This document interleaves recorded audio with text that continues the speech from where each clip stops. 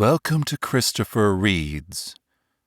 Tonight's presentation, Crito, from the Dialogues of Plato, translated by Benjamin Jowett.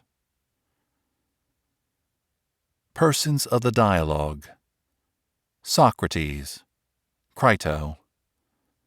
Scene: the prison of Socrates.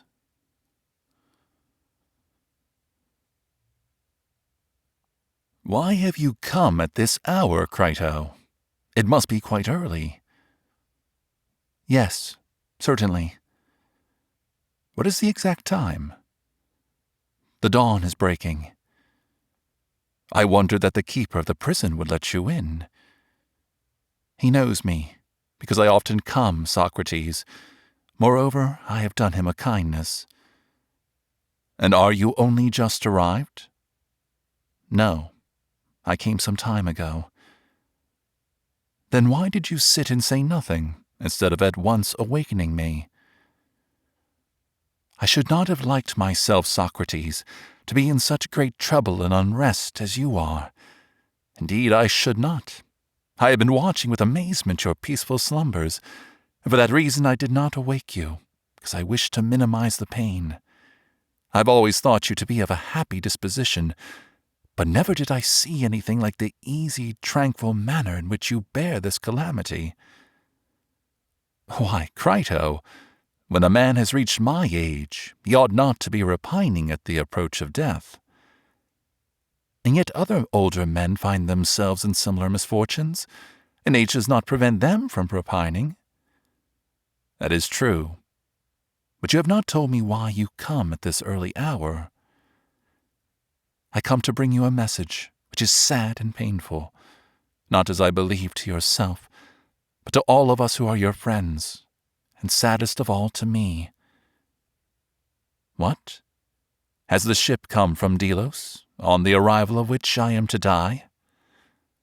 No, the ship has not actually arrived, but she will probably be here today, as persons who have come from Sunium tell me that they have left her there.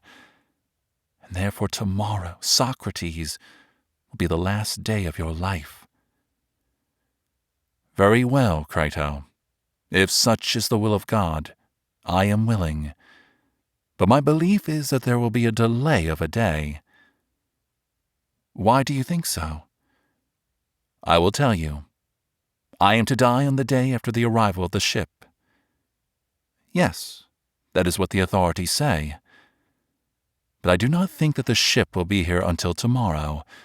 This I infer from a vision which I had last night, or rather only just now, when you fortunately allowed me to sleep.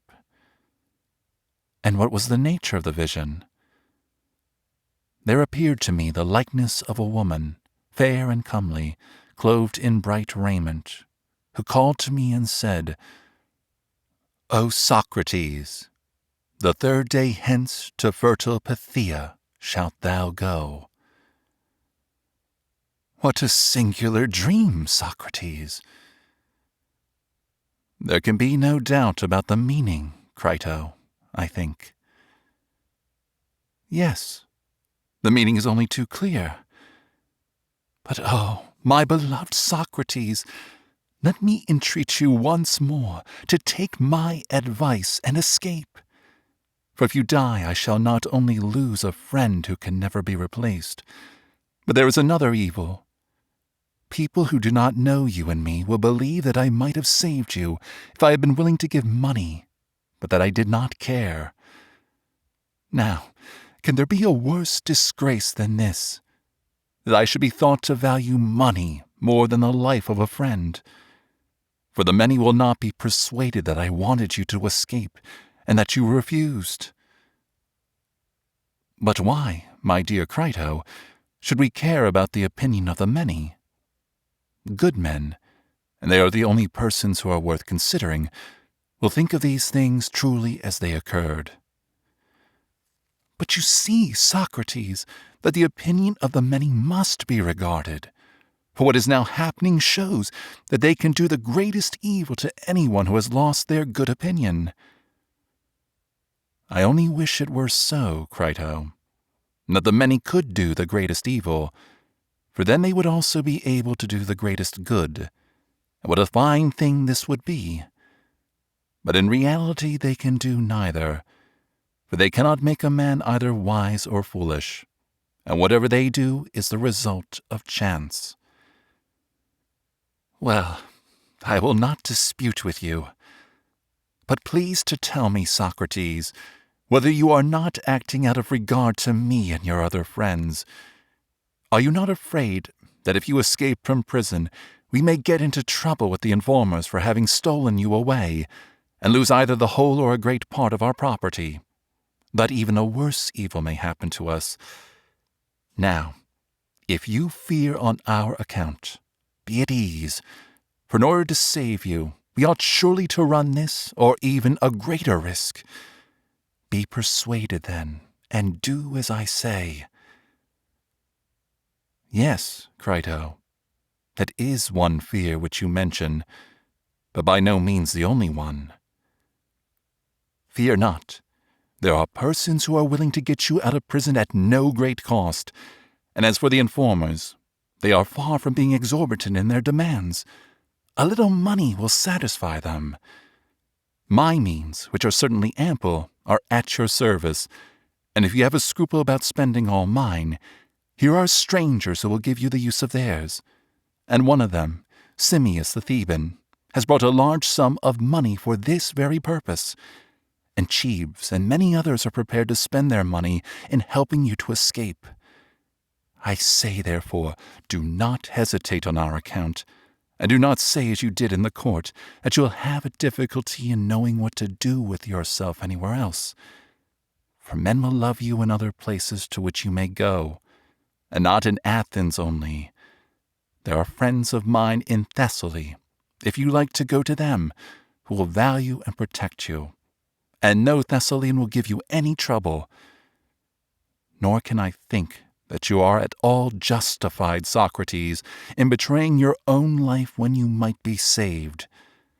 In acting thus, you are playing into the hands of your enemies, who are hurrying on your destruction. And further, I should say that you are deserting your own children, for you might bring them up and educate them, instead of which you go away and leave them. They will have to take their chance, and if they do not meet with the usual fate of orphans, there will be small thanks to you. No man should bring children into the world who is unwilling to persevere to the end in their nurture and education.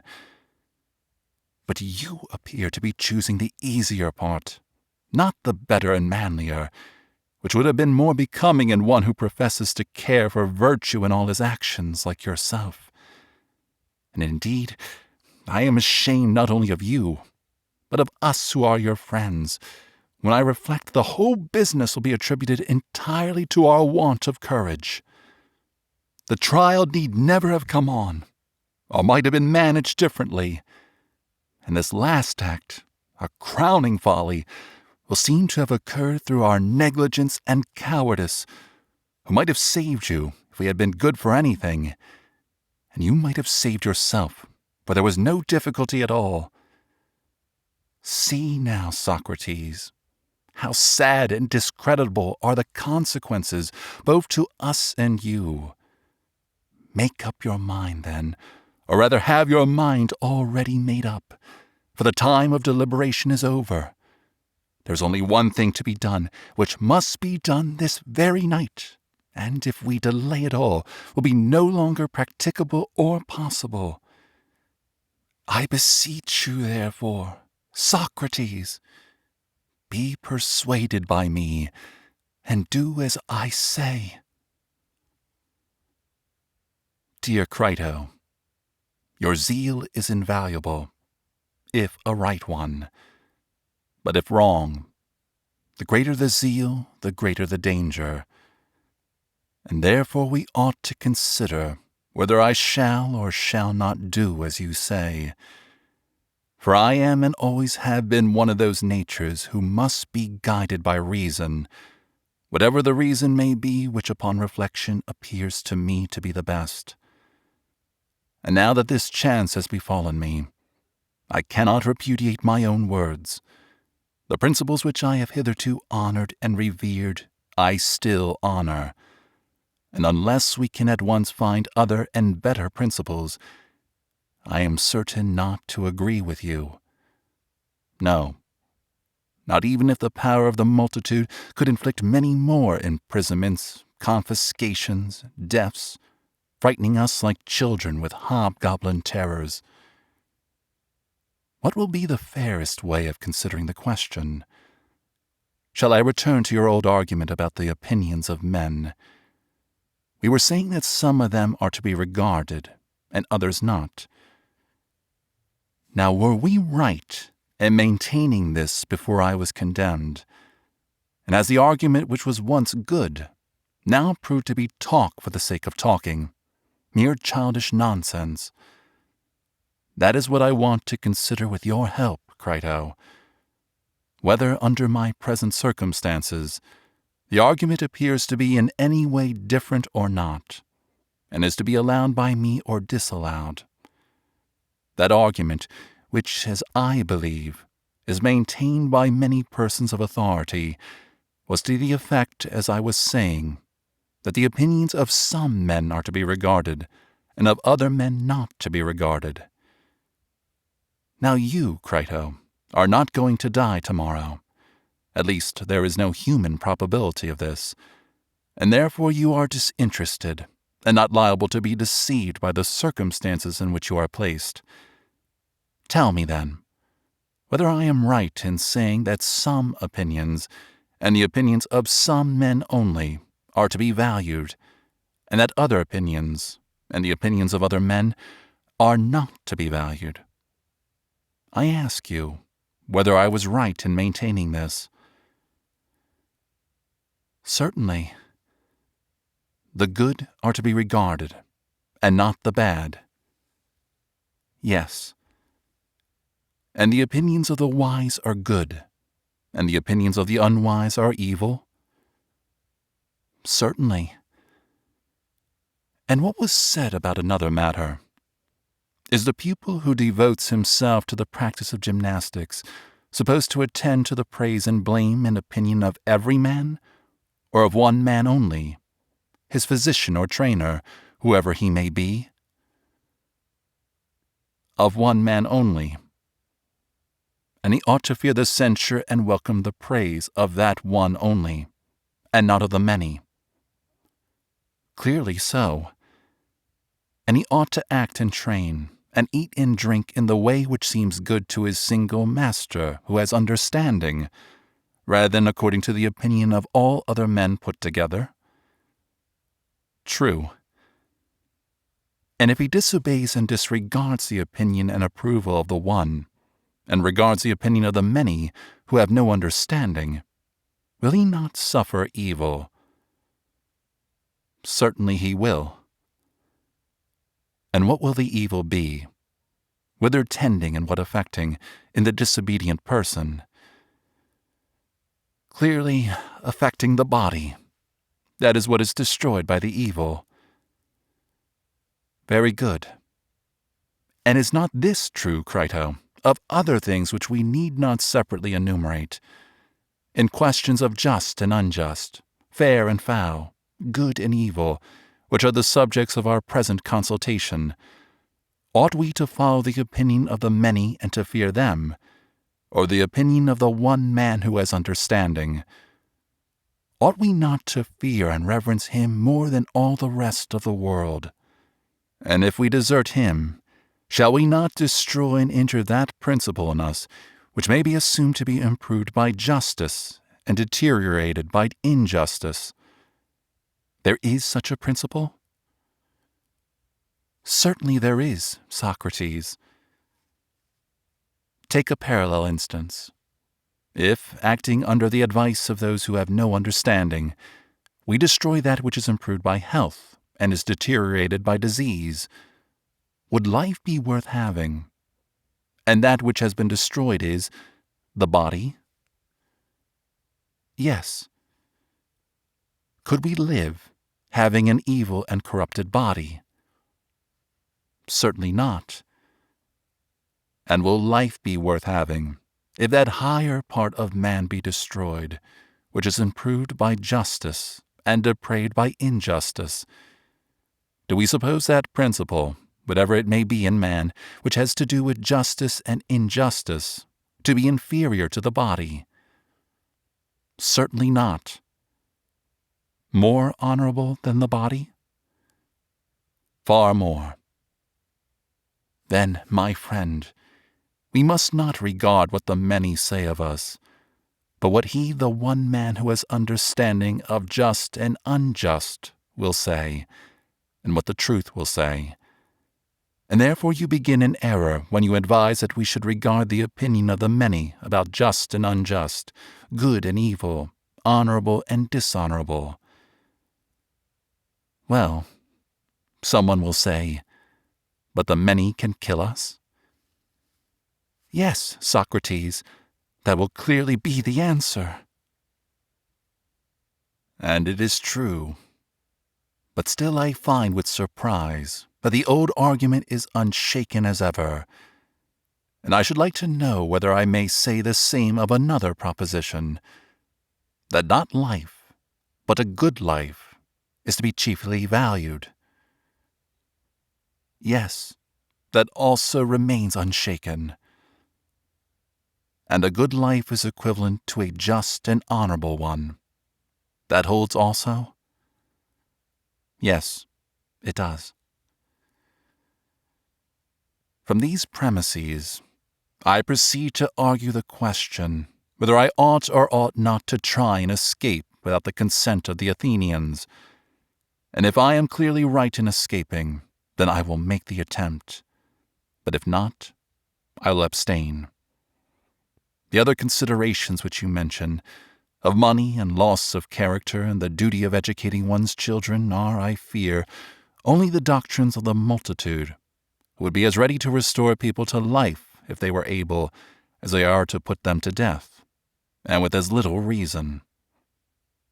But now, since the argument has thus far prevailed, the only question which remains to be considered is whether we shall do rightly either in escaping or in suffering others to aid in our escape, and paying them in money and thanks, or whether in reality we shall not do rightly. And if the latter, then death or any other calamity which may ensue on my remaining here must not be allowed to enter into the calculation. I think that you are right, Socrates. How then shall we proceed? Let us consider the matter together, and do you either refute me if you can, and I will be convinced, or else cease, my dear friend, from repeating to me that I ought to escape against the wishes of the Athenians, for I highly value your attempts to persuade me to do so, but I may not be persuaded against my own better judgment. And now please to consider my first position, and try how you can best answer me. I will. Are we to say that we are never intentionally to do wrong, or that in one way we ought, and in another way we ought not to do wrong? Or is doing wrong always evil and dishonorable, as I was just now saying, and has been already acknowledged by us? Are all our former admissions, which were made within a few days, to be thrown away? And have we, at our age, been earnestly discoursing with one another all our life long, only to discover that we are no better than children? Or, in spite of the opinion of the many, and in spite of consequences, whether better or worse, shall we insist on the truth of what was then said, that injustice is always an evil, and dishonor to him who acts unjustly? Shall we say so or not? Yes. Then we must do no wrong? Certainly not. Nor when injured, injure in return, as the many imagine, for we must injure no one at all. Clearly not. Again, Crito, may we do evil? Surely not, Socrates. And what of doing evil in return for evil, which is the morality of the many? Is that just or not?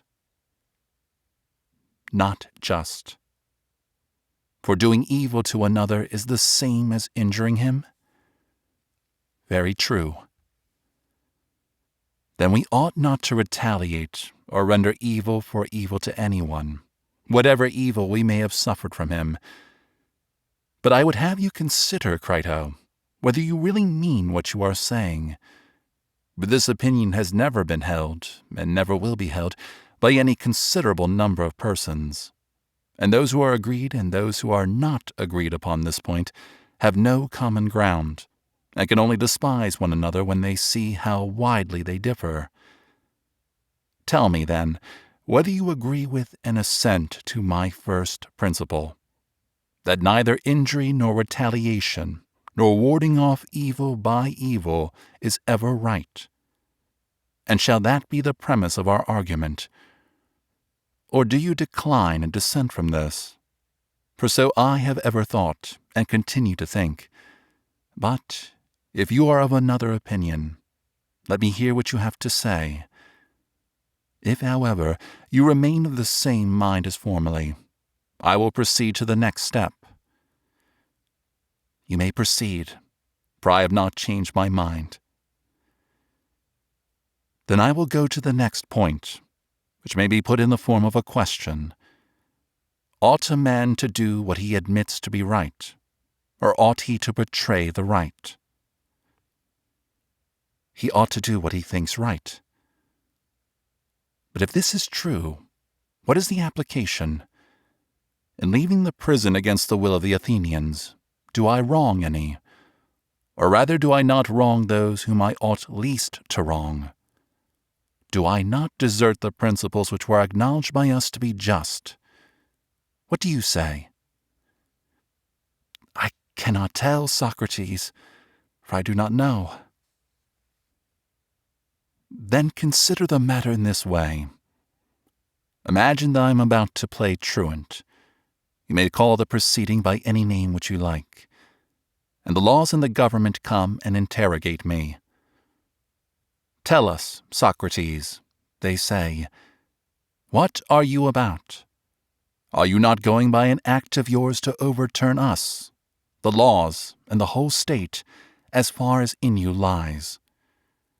Do you imagine that a state can subsist and not be overthrown, in which the decisions of law have no power, but are set aside and trampled upon by individuals? What will be our answer, Crito, to these and the like words? Anyone, and especially a rhetorician, will have a good deal to say on behalf of the law, which requires a sentence to be carried out.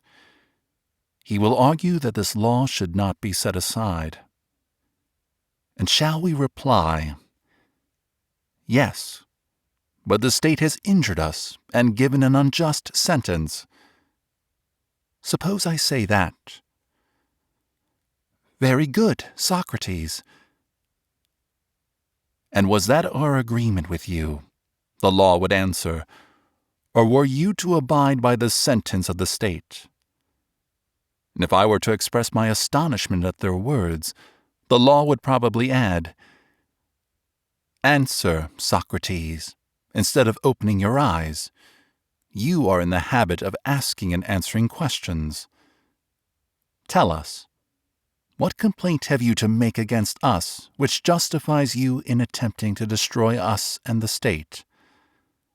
In the first place, did we not bring you into existence? Your father married your mother by our aid and begat you. Say whether you have any objection to urge against those of us who regulate marriage. None, I should reply. Or against those of us who after birth regulate the nurture and education of children, in which you also were trained. Were not the laws, which have the charge of education, right in commanding your father to train you in music and gymnastic? Right, I should reply. Well then, since you were brought into the world and nurtured and educated by us, Can you deny in the first place that you are our child and slave, as your fathers were before you? And if this is true, you are not on equal terms with us, nor can you think that you have a right to do to us what we are doing to you. Would you have any right to strike or revile, or do any other evil to your father or your master, if you had one, because you have been struck or reviled by him, or received some other evil at his hands? You would not say this. And because we think right to destroy you, do you think that you have any right to destroy us in return, and your country as far as in you lies? Will you, O professor of true virtue, pretend that you are justified in this? Has a philosopher like you failed to discover that our country is more to be valued, and higher and holier far, than mother or father or any ancestor, and more to be regarded in the eyes of the gods and of men of understanding, also to be soothed, and gently and reverently entreated when angry, even more than a father, and either to be persuaded, or if not persuaded, to be obeyed? And when we are punished by her, whether with imprisonment or stripes, the punishment is to be endured in silence. And if she leads us to wounds or death in battle, thither we follow as is right. Neither may anyone yield or retreat or leave his rank, but whether in battle or in a court of law, or in any other place, he must do what his city and his country order him, or he must change their view of what is just. And if he may do no violence to his father or mother, much less may he do violence to his country. What answer shall we make to this, Crito? Do the laws speak truly, or do they not? I think that they do. Then the laws will say, "Consider, Socrates, if we are speaking truly, that in your present attempt you are going to do us an injury. For having brought you into the world, and nurtured and educated you, and given you and every other citizen a share in every good which we had to give, we further proclaim to any Athenian by the liberty which we allow him, that if he does not like us when he has become of age, and has seen the ways of the city, and made our acquaintance, he may go where he pleases, and take his goods with him. None of us laws will forbid him, or interfere with him.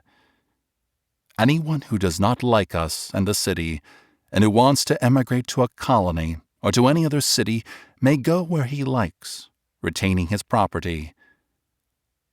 But he who has experience of the manner in which we order justice and administer the state, and still remains, has entered into an implied contract that he will do as we command him. And he who disobeys us is, as we maintain, thrice wrong. First, because in disobeying us he is disobeying his parents. Secondly, because we are the authors of his education. Thirdly, because he has made an agreement with us that he will duly obey our commands, and he neither obeys them nor convinces us that our commands are unjust, and we do not rudely impose them, but give him the alternative of obeying or convincing us. That is what we offer, and he does neither. These are the sort of accusations to which, as we were saying, you, Socrates, will be exposed if you accomplish your intentions, you, above all other Athenians. Suppose now I ask, why I, rather than anybody else? They will justly retort upon me that I, above all other men, have acknowledged the agreement. There is clear proof, they will say, Socrates, that we in the city were not displeasing to you. Of all Athenians you have been the most constant resident in the city, which, as you never leave, you may be supposed to love. For you never went out of the city either to see the games, except once when you went to the Isthmus, or to any other place unless when you were in military service, nor did you travel as other men do, nor had you any curiosity to know other states or their laws. Your affections did not go beyond us and our state. We were your especial favorites, and you acquiesced in our government of you. And here in this city you begat your children, which is a proof of your satisfaction. Moreover, you might in the course of the trial, if you had liked, have fixed the penalty at banishment. The state which refuses to let you go now would have let you go then. But you pretended that you preferred death to exile, and that you were not unwilling to die.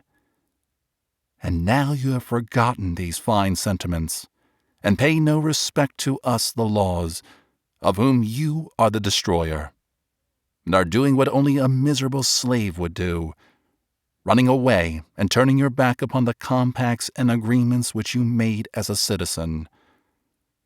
And first of all answer this very question: are we right in saying that you agreed to be governed according to us in deed, and not in word only? Is that true or not? How shall we answer, Crito? Must we not assent? We cannot help it, Socrates. Then will they not say, you, Socrates, are breaking the covenants and agreements which you made with us at your leisure, not in any haste or under any compulsion or deception, but after you have had 70 years to think of them, during which time you were at liberty to leave the city, if we were not to your mind, or if our covenants appear to you to be unfair. You had your choice. It might have gone either to Lacedaemon or Crete, both which states are often praised by you for their good government, or to some other Hellenic or foreign state. Whereas you, above all other Athenians, seem to be so fond of the state, or, in other words, of us, her laws, and who would care about a state which has no laws, that you never stirred out of her. The halt, the blind, the maimed were not more stationary in her than you were. And now you run away and forsake your agreements. Not so, Socrates.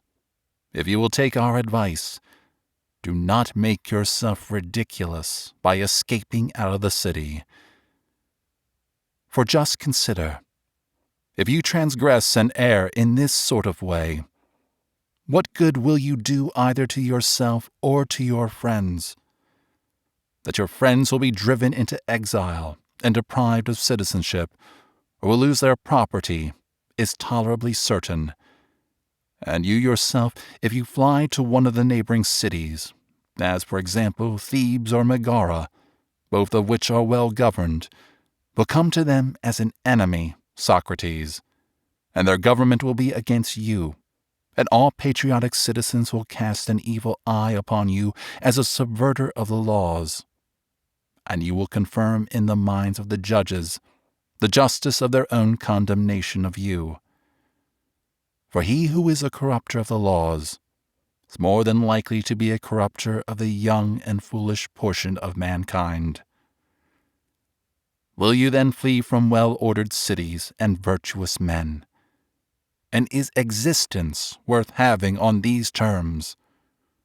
Or will you go to them without shame, and talk to them, Socrates? And what will you say to them?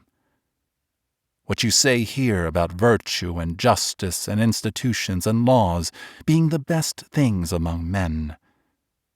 Would that be decent of you? Surely not. But if you go away from well-governed states to Crito's friends in Thessaly, where there is great disorder and license, they'll be charmed to hear the tale of your escape from prison, set off with ludicrous particulars of the manner in which you were wrapped in a goatskin or some other disguised, and metamorphosed as the manner is of runaways. But will there be no one to remind you that in your old age you are not ashamed to violate the most sacred laws from a miserable desire of a little more life.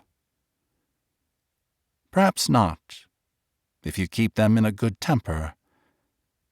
But if they are out of temper, you will hear many degrading things. You will live, but how? As the flatterer of all men, and the servant of all men. And doing what? Eating and drinking in Thessaly, having gone abroad in order that you may get a dinner. And where will be your fine sentiments about justice and virtue? Say that you wish to live for the sake of your children. You want to bring them up and educate them. Will you take them into Thessaly and deprive them of Athenian citizenship? Is this the benefit which you will confer upon them? Or are you under the impression that they will be better cared for and educated here if you are still alive, although absent from them, for your friends will take care of them? Do you fancy that if you are an inhabitant of Thessaly, they will take care of them, and if you are an inhabitant of the other world, that they will not take care of them? Nay, but if they who call themselves friends are good for anything, they will. To be sure they will. Listen then, Socrates, to us who have brought you up. Think not of life and children first, and of justice afterwards, but of justice first, that you may be justified before the princes of the world below. For neither will you nor any that belong to you be happier or holier or juster in this life, or happier in another, if you do as Crito bids. Now you depart in innocence, a sufferer and not a doer of evil, a victim, not of the laws, but of men. But if you go forth, turning evil for evil and injury for injury, breaking the covenants and agreements which you have made with us, and wronging those whom you ought least of all to wrong, that is to say, yourself, your friends, your country, and us, we shall be angry with you while you live. And our brethren, the laws in the world below, will receive you as an enemy, for they will know that you have done your best to destroy us. Listen, then, to us, and not to Crito. This, dear Crito, is the voice which I seem to hear murmuring in my ears, like the sound of the flute in the ears of the mystic. That voice, I say, is humming in my ears, and prevents me from hearing any other. And I know that anything more which you may say will be vain. Yet speak, if you have anything to say. I have nothing to say, Socrates. Leave me then, Crito, to fulfill the will of God, and to follow whither he leads.